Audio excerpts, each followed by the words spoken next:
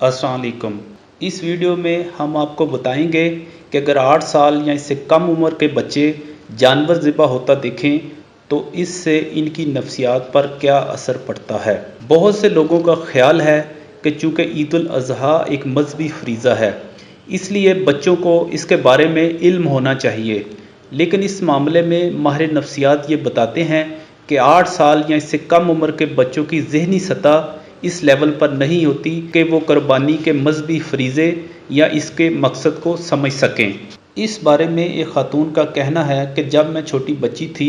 और जब मैंने पहली बार कुर्बानी के जानवर के गले पर छुरी फिरते देखा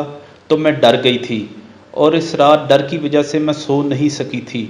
और इसके बहुत अरसा बाद तक भी मैं खौफ हरास का शिकार रही। और इसके बाद जब भी ईद कुर्बान आती तो मुझे डर लगना शुरू हो जाता और मैं कुर्बानी के जानवर को देखकर सोचती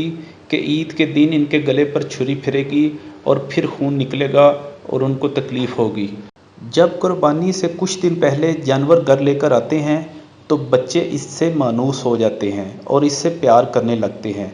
और जब ये बच्चे जानवर का खून निकलता देखते हैं तो रोना शुरू कर देते हैं और सहम जाते हैं और बाद दफ़ा कई दिन तक रोते रहते हैं, जिससे इनकी शख्सियत पर बहुत बुरा असर पड़ता है। माहिर नफ्सियात कहते हैं कि 8 साल या इससे कम उम्र के बच्चों का नर्वस सिस्टम बहुत ज़्यादा हसास होता है, जो ज़िबा होने वाले जानवर का खून और इसकी तकलीफ़ देखकर शदीद मुतासर हो सकता है और नतीजतन बच्चे डर और सदमे की कैफियत का शिकार हो सकते हैं। याद रहे, अक्सर बच्चे फ़ौरन अपने डर और खौफ का इजहार नहीं करते, लेकिन बाज़ औक़ात आने वाले वक्त में इसके नताइज घबराहट, अग्रेशन, तशद्दुद और पेशाब की बेकायदगी जैसे मसाइल की सूरत में निकलते हैं। तमाम वालिदैन से अपील है कि वो 8 साल या इससे छोटे बच्चों की ज़हनी कैफियत को समझने की कोशिश करें और इन्हें जानवर ज़िबा करते वक्त करीब खड़ा ना होने दें, ताकि मुस्तकबिल में बच्चे की शख्सियत पर कोई बुरा असर पड़ने का अंदेशा ना रहे।